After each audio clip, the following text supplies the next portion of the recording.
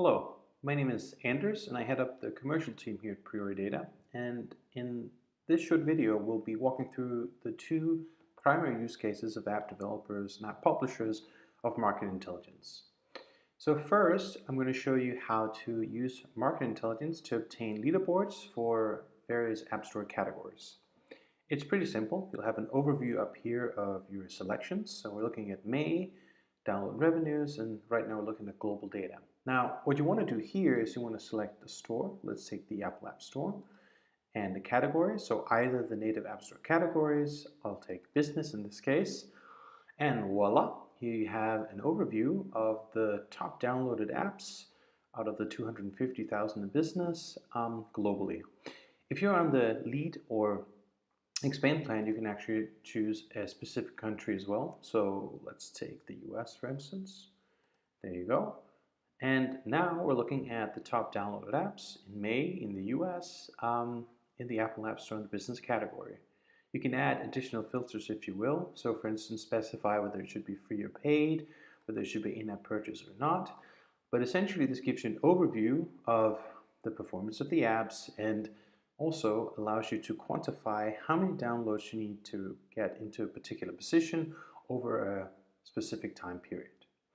The other use case, I'm just going to clear this out.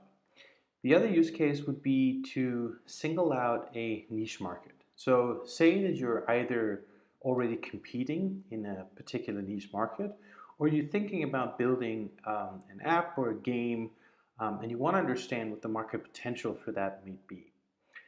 In this case, I'm going to use the example of a BMX. So I'm applying the keyword, and what I'm doing up here essentially is I'm creating the app descriptions of all the 3.5 million apps that we provide data for. And by providing BMX as a keyword, I'm now looking at apps that have BMX in their App Store description, for instance.